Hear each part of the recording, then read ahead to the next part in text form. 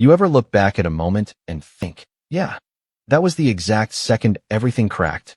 Not with a bang, not with some explosive blow-up, but just this quiet shift in the air, like the last leaf falling before winter really settles in.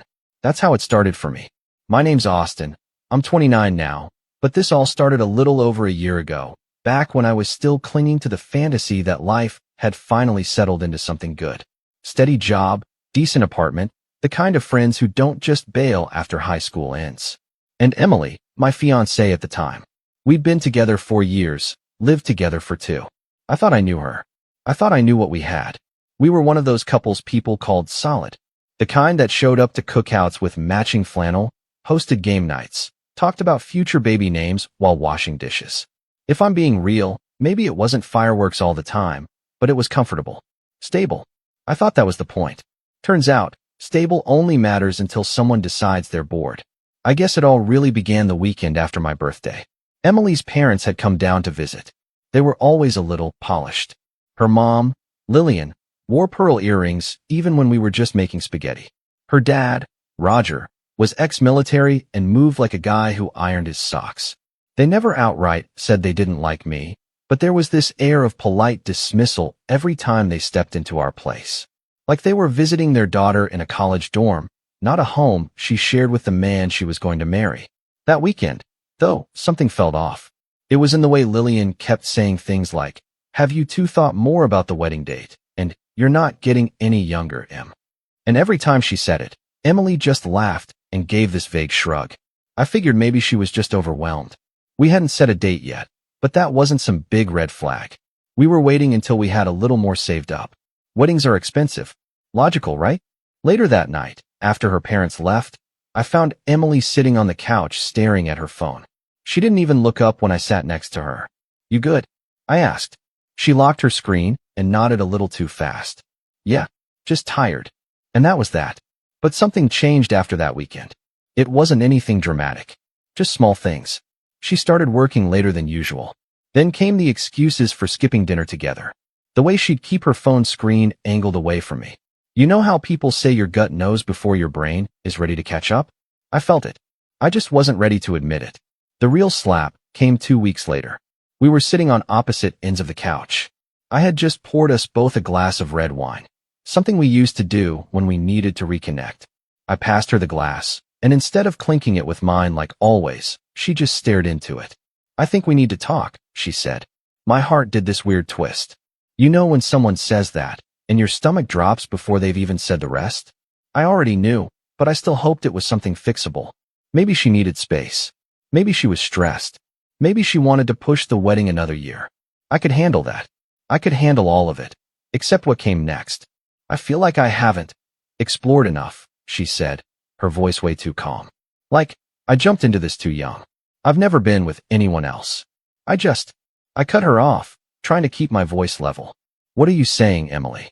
She looked at me with eyes that weren't hers. Cold, removed. Like I was just another task on her to-do list. "I need space to explore things with someone new." You know how in movies the guy yells, throws a glass, demands answers? I didn't do any of that. I just sat there, watching her like I didn't recognize her anymore. I think part of me shut off right then. I nodded, got up, walked to the bedroom, grabbed a suitcase, and started packing. She followed me in, her voice shaking a little now. "Austin, wait. I'm not saying this is forever. Can't we pause things for a while? I just need time." I zipped the suitcase. "You're asking for time to cheat. It's not cheating if we're on a break." "We're not on a break," I said. "We're done." I didn't sleep that night. I drove straight to my buddy Caleb's place across town and crashed on his couch. The next day, I filed for a lease transfer and told my boss I was taking a week off.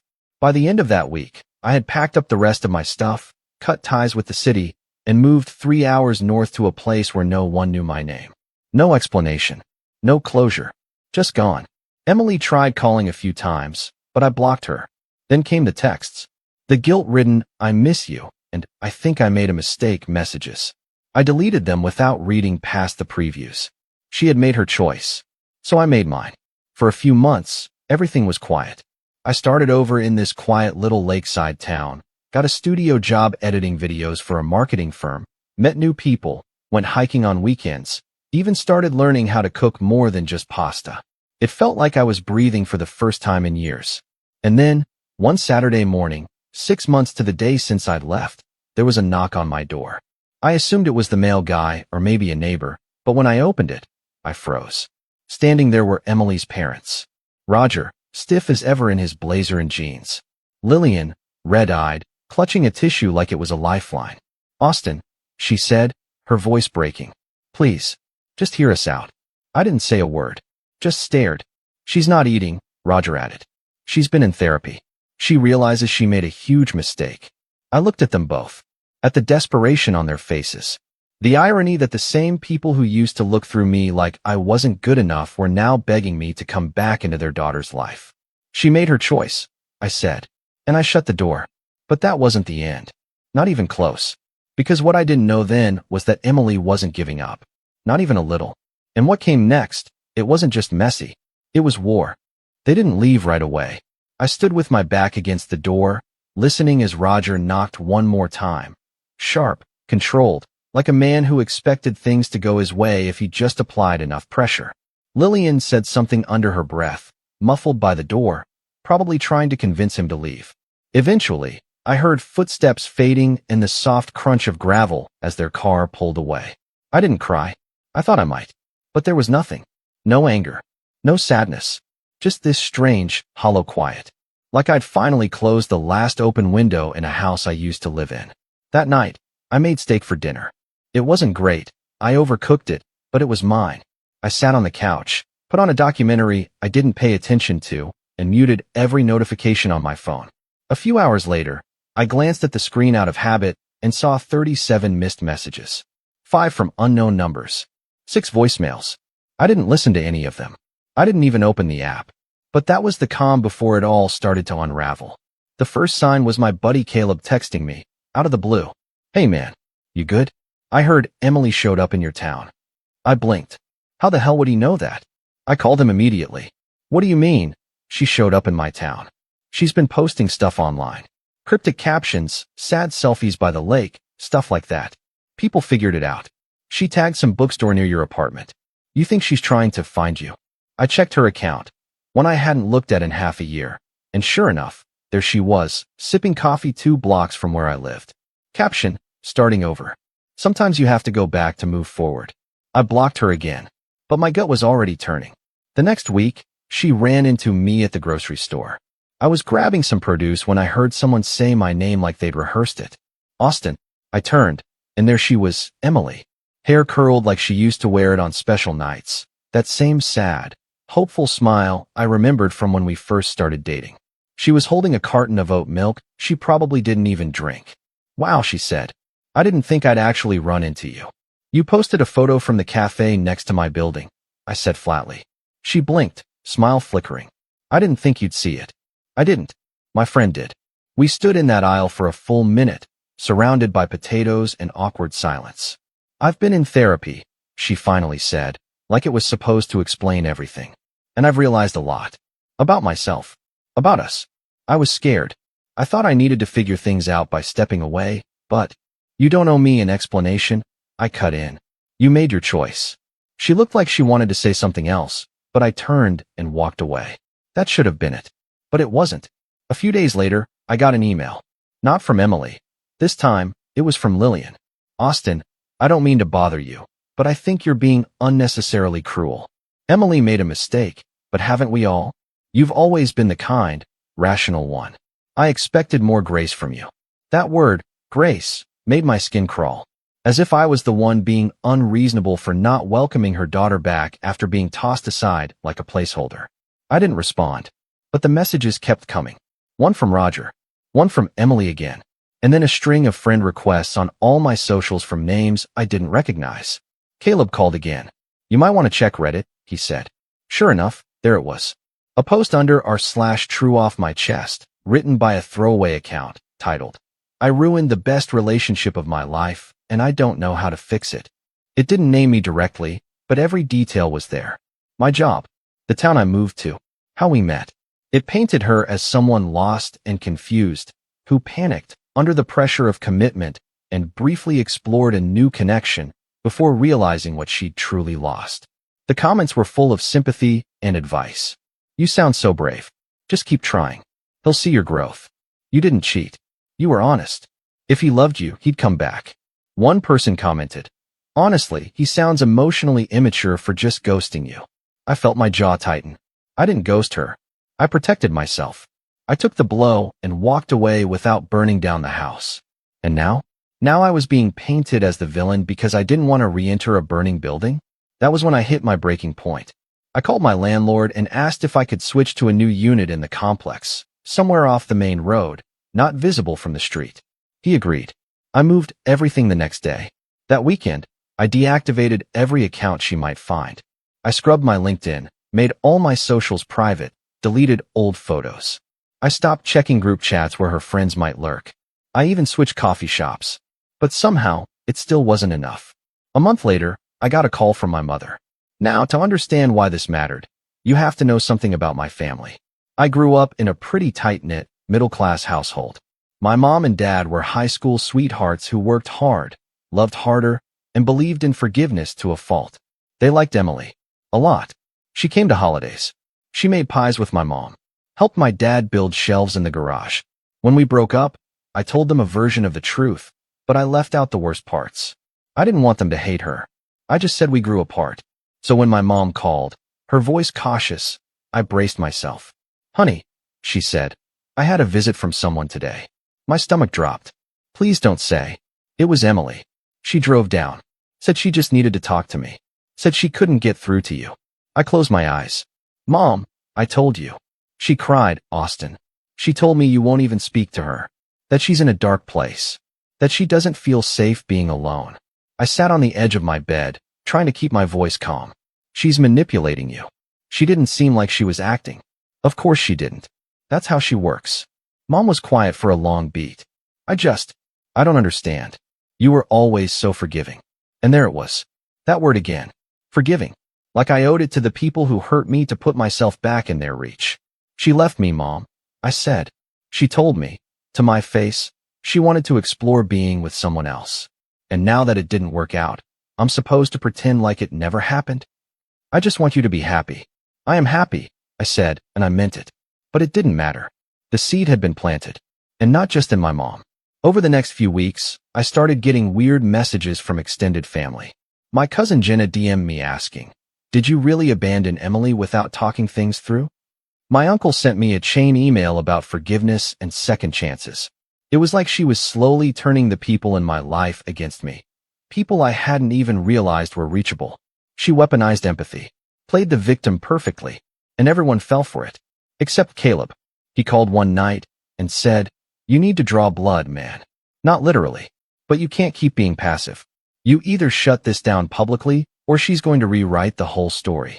I didn't want drama. I didn't want revenge. But I did want peace. So I wrote a post. Not to drag her name through the mud. Not to humiliate. Just to reclaim the truth. I posted it under an anonymous account, laying out the timeline. No insults. No exaggeration. Just facts. Dates. Screenshots. A calm but clear breakdown of how someone can say they love you, then walk away the second it becomes inconvenient, and how manipulative it is to crawl back only when their exploration didn't pan out. It went viral. Thousands of upvotes. Comments pouring in. People sharing their own stories of similar betrayals. I didn't respond to any of them. I just watched. 2 days later, Emily deleted her post. 3 days after that, her Reddit account vanished. But that wasn't the end. Because just when I thought I'd finally put it all to rest, just when the air started to feel still again, I got another message. This one wasn't from Emily. It was from her new boyfriend. And what he sent me, it changed everything. The message came late, around midnight on a Thursday. I was brushing my teeth, half asleep, when my phone buzzed on the counter. It was an Instagram DM request from a name I didn't recognize, Michael K. 88. Hey, I think we should talk. I'm Emily's boyfriend. Or was. Just wanted to give you a heads up. She's not who she pretends to be. I stared at the message for a while, then tossed the phone onto the bed and tried to sleep. I couldn't. My thoughts kept pinging back and forth like a ball in a pinball machine. What could he possibly want to tell me? The next morning, I replied, what are you trying to say? He messaged back almost instantly. I could tell he was waiting. Long story. But you deserve to know what she's been doing behind your back. Can I call you? I hesitated. I didn't know this guy anything, but I was also tired of feeling like I was fighting a battle no one else saw. So I gave him my number. He called 2 minutes later.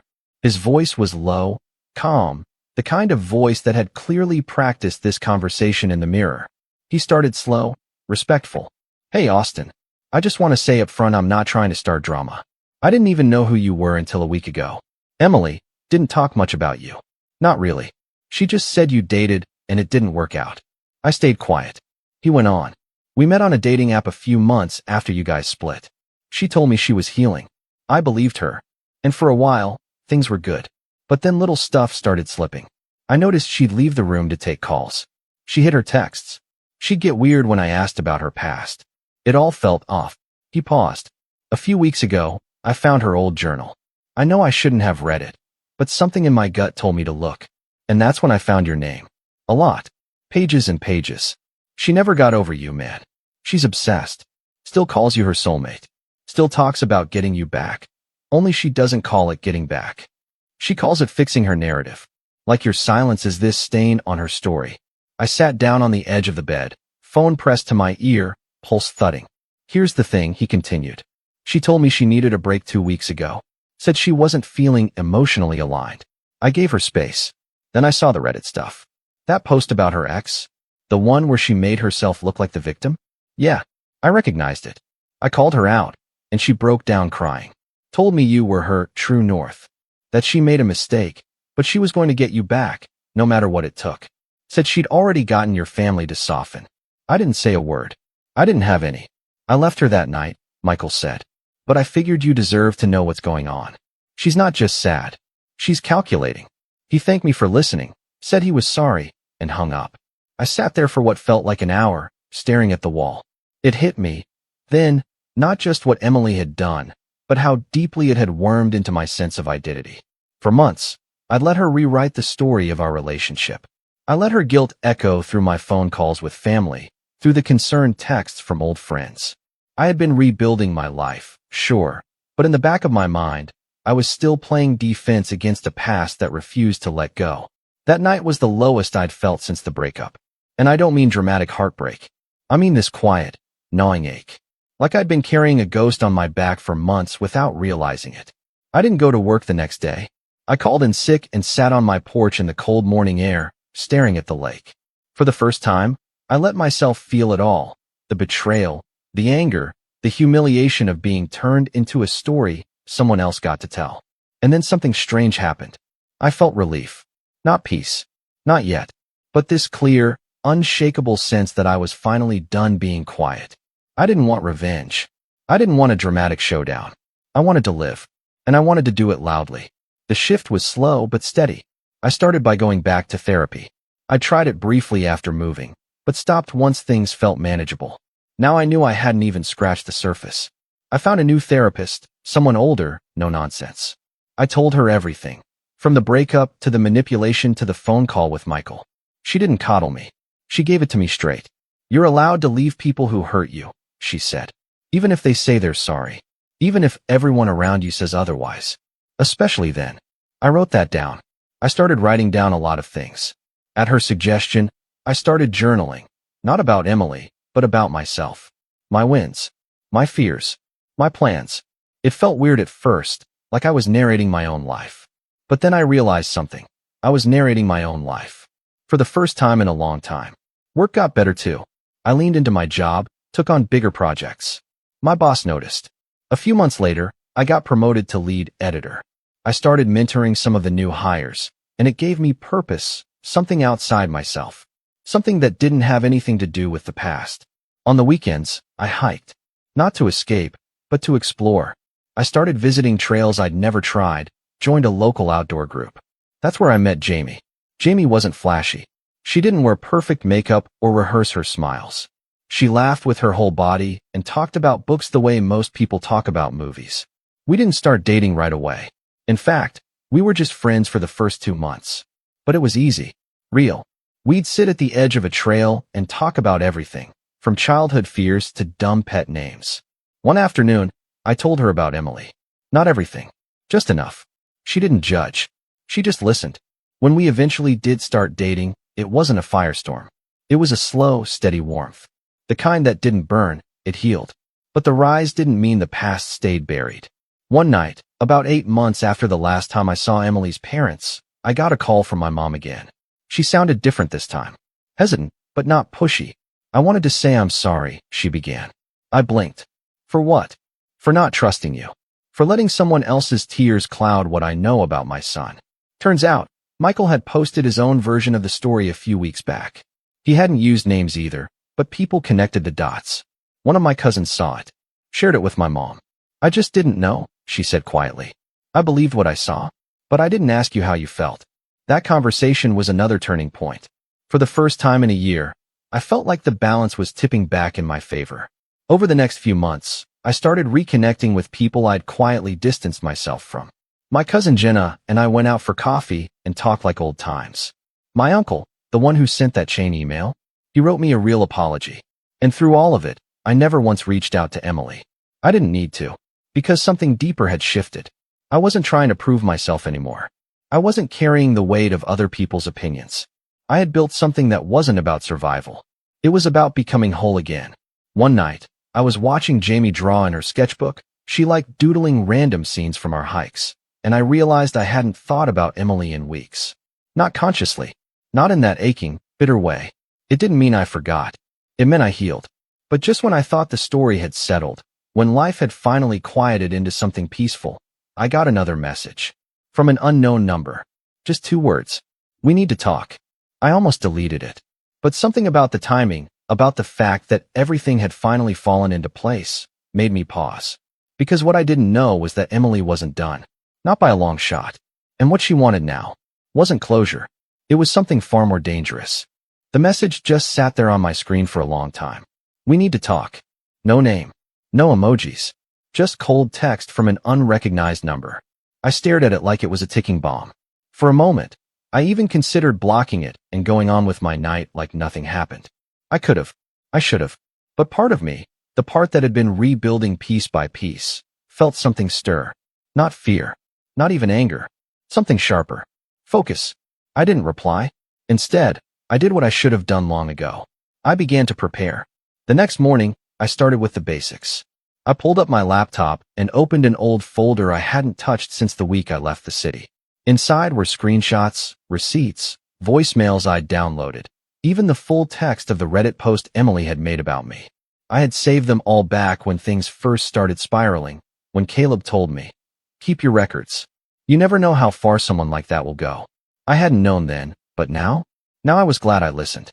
Next, I created a new private folder, one for what was about to come. I started documenting the new message, Michael's call.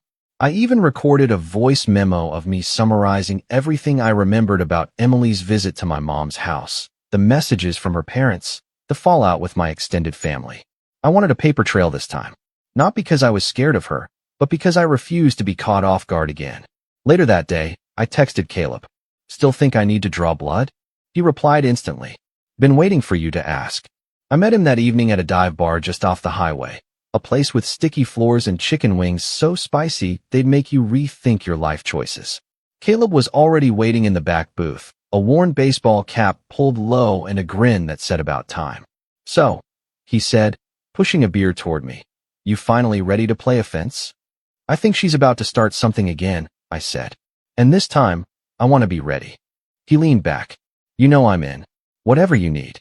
Just tell me the play." I didn't have one yet, but I had an idea. The first step was gathering intel. I knew Emily. I knew how she operated. She never made a move unless she thought the odds were stacked in her favor. That message wasn't random. It was bait. And if she thought I was still the same person she could guilt into silence, well, she was in for a surprise. Over the next week, I did some quiet digging. Jamie helped, too. She had a background in digital marketing and knew how to track footprints online. Together, we combed through Emily's public social media, LinkedIn, and even a few Facebook groups where she'd been tagged. Most of it was harmless, performative stuff, selfies with captions about healing, inspirational quotes about forgiveness, vague references to growth and accountability. But then we found it. A now-deleted post in a private Facebook group for women healing from abandonment. Someone had screenshotted it and reposted it to another forum, criticizing how performative and toxic the original post was. I didn't recognize the username, but the writing? It was her. When a man abandons you without warning, you have every right to reclaim the narrative, especially if he's made you out to be the villain. Sometimes, all it takes is a little reminder of what was lost, a little pressure, a few tears in the right places. I read that line over and over. Jamie looked at me. She's planning something. Yeah, I said. She's going to try and corner me again. But this time she's not just trying to get back together. She wants to ruin whatever I've built since. And that was when the plan started to take shape. The next day, I booked a meeting with a lawyer. Not for anything dramatic. Just a consultation. I wanted to know what my rights were. What I could do if someone started spreading false stories about me, whether online or in person. I didn't name Emily, but the lawyer caught on quickly. She nodded, took notes, and gave me a few tools to keep in my back pocket. Start by making everything private, she said. All your accounts. Any business-related social media. Change passwords. Turn on two-factor authentication. And whatever you do, don't delete anything. If she's about to try something, you want the full timeline intact. I did all of it that same night. I even backed up my entire phone, photos, messages, call logs, just in case. And then I waited. It didn't take long. 3 days later, Caleb texted me a screenshot of a comment thread he'd found under a local news article. It was one of those fluff pieces about my company sponsoring a community park cleanup. My name had been mentioned, just once in passing. But that was enough. Below the article, buried in the comments, was a user account with no profile picture claiming to be an ex of someone at the company. The comment was vague, but suggestive. Funny how people can smile in public after the way they treat women. But I guess some abusers get away with it when they have the right friends. I felt my blood go cold. There it was. The opening shot. I checked the account. Brand new. No other comments. But the language was familiar. The phrasing. The weaponized vagueness. It was her style. She knew how to make things seem damning without saying anything outright. Just enough to plant a seed. But she didn't know I'd already planted my own. I took screenshots. Logged the URL. Then I reached out to the news outlet, flagged the comment for defamation, and got it removed within the hour. But the damage had already been attempted. She was escalating. And so was I. I made one final move that week. I wrote a letter. Not to her, but to myself. It was a full, honest breakdown of everything that had happened. From the night she said she wanted to explore things with someone new, to the moment I shut the door in her parents' faces, to the call from Michael. I wrote about the gaslighting, the manipulation, the way my family had doubted me. And then I wrote about the rebuilding, the therapy, the hikes, the new job, Jamie. At the end, I signed it. Austin James Carter. Not a victim, not a villain, just a man who finally took the wheel. I sealed the letter in an envelope and tucked it into my desk drawer. Not as evidence, as armor. Because when you know your own story, nobody else gets to rewrite it. The next Saturday, I finally replied to the message. What do you want? The typing bubble appeared almost instantly. Just to talk. One conversation. That's all I'm asking. I took a deep breath. You get 1 hour. Public place. You pick. I'll bring a witness. I expected her to balk. To protest. To argue. But instead, she said, fine. Sunday, 11 a.m. The place where we had our first date. Of course she picked that place. A little bistro in the city. Classy. Nostalgic. A set piece for her performance. That was fine. Because I wasn't going there to forgive. I wasn't going to cave. I was going to end it. For good. But what I didn't realize, what I couldn't have known, was that Emily wasn't coming alone. And what she brought with her would turn everything upside down. The bistro hadn't changed. Same brick facade with ivy clinging to the corners. Same little wrought iron tables with faded green umbrellas. The kind of place that tried hard to be rustic and charming and mostly pulled it off. I remembered our first date here. Emily wore a sunflower dress. She had laughed at my corny jokes, and I had walked her to her car like it was 1952. Back then, it had felt like something real was beginning. Now, it felt like something important was about to end. Jamie came with me, just like I'd said I would bring a witness. We sat in a booth near the front, backs to the wall, facing the entrance. Jamie wasn't just there for emotional backup. She was there to document. Her phone sat on the table, recording with the screen dimmed. Legal in our state, as long as one party knows. And I wanted this entire thing on record. At exactly 10:59 a.m., Emily walked in. She looked different, more polished than usual. Her hair done up, makeup precise, that fake sadness in her eyes that used to fool me. She scanned the restaurant, then spotted me and approached slowly, like a scene from a movie she'd rehearsed 100 times. When she saw Jamie, a flicker of irritation crossed her face. But she hid it well. "Austin," she said, forcing a smile. "Thanks for meeting." I gestured toward the chair across from me. "You have 1 hour. Start talking." She sat down, folding her hands neatly on the table, like she was about to present a case. "I'm not here to argue. I just want to make peace." I raised an eyebrow. "Peace?" She nodded. "I've done a lot of thinking. Therapy. Soul-searching. And I realized I needed to take responsibility. For how I hurt you. For how I let fear control me." Jamie leaned in slightly, expression unreadable. I waited. Emily continued. "But I also need you to understand that I was hurting too. I never meant to damage your life. And some of the things you said about me online, well, they weren't fair either." There it was. The shift. The attempt to flip the guilt, to turn the conversation toward her being misrepresented. A passive-aggressive way to say, "You didn't have to fight back." "I didn't lie," I said calmly. "Everything I said was true. You didn't deny it, either." She exhaled, dramatically. "Still, that's not why I'm here. I'm here because I want closure. I want us to part with understanding, not resentment." Jamie tilted her head slightly. "So why try to smear him online?" Emily's eyes flicked toward her. "Excuse me." The comment under the news article. The Facebook group post. "You didn't come here for closure, Emily. You came here because people started seeing through you." The mask cracked for a second. Just a second. But I saw it. "I don't know what you're talking about," Emily said coolly. "This is about healing, not accusations." "You want healing?" I said. "Then stop trying to control the narrative. Stop playing the victim. You made your choice. And when the consequences showed up, you tried to rewrite the story so you wouldn't have to sit in the mess you made." She opened her mouth, but I kept going. "You turned my own family against me. You used their compassion to paint me as cold and unforgiving. You manipulated strangers online to feel sorry for you. And when your little exploration didn't work out, you came crawling back, not because you loved me, but because I refused to play along." Her lip trembled. "That's not true." "It is true," I said, voice low but firm. "And I have proof of everything. The Reddit post, the messages, the voicemail you left my mom, even Michael's story. All documented. All time-stamped. So if you're planning to escalate this into some public crusade, just know, I'll respond. And this time, I won't be anonymous." Her face flushed red. She glanced toward Jamie, then back at me. "You're threatening me?" "I'm protecting myself. There's a difference." She sat back, crossing her arms. Her voice dropped, bitterness seeping through. "You really think this little girl beside you is going to make you happy? After everything we had?" Jamie smiled sweetly. "Oh, I don't need to make him happy. He already is. I'm just here to make sure you don't spin your lies again."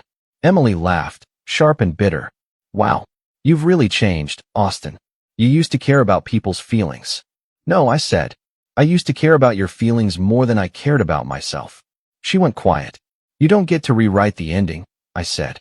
"You don't get to show up after months of damage and act like the savior in your own mess." Then I reached into my bag and slid a manila envelope across the table. She didn't touch it. "What is that?" she asked. "Everything you've done. Printed, documented, backed up in 3 places. The smear campaign. The manipulation. All of it. If you want to keep escalating, I'll use it. But if you walk away today, if you really want closure, it stays sealed." She stared at it, hands trembling.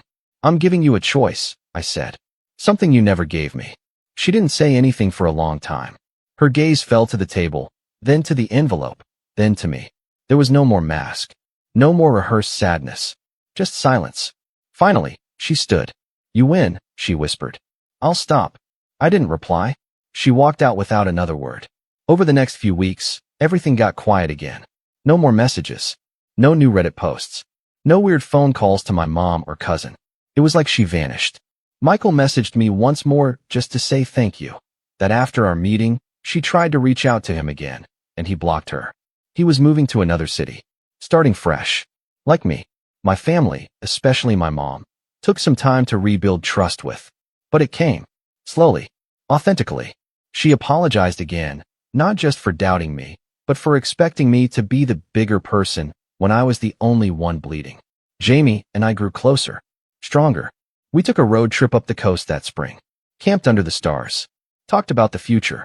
She never tried to fix me, never treated me like some broken man she had to glue back together. She just stood beside me, let me grow. At work, I got another promotion. I gave a talk at a local college about finding resilience after setbacks. I shared my story, not with names, not with bitterness, but with truth. And one evening, I found myself back on my porch, watching the lake again. This time, it wasn't about mourning the past. It was about witnessing the peace I'd earned. Emily never reached out again. Not directly. But about 6 months later, a mutual acquaintance mentioned she'd moved out of state. New job. New circle. Her social media had gone silent. No more healing posts. No more cryptic quotes. Maybe she learned something. Maybe she didn't. It didn't matter. Because I had. I learned that boundaries are love. Love for yourself. That silence is power when it's intentional. That revenge doesn't have to be loud or cruel. It can be calm, quiet, icy with truth. And that sometimes, the best revenge is simply living well, while they watch everything slip through their fingers, and never giving them a second chance to touch your life again.